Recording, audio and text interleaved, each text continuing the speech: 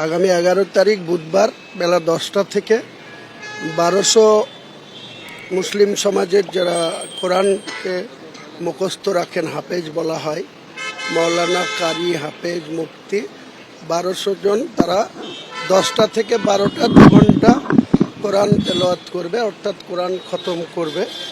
তারপরেই 12টা থেকে 12:30টার মধ্যে আনুষ্ঠানিকভাবে ইঞ্জিনিয়াররা এবং যারা নির্মাণ শ্রমিক তাদের উপস্থিতিতে বাবরি মসজিদের কনস্ট্রাকশনের কাজ শুরু হবে।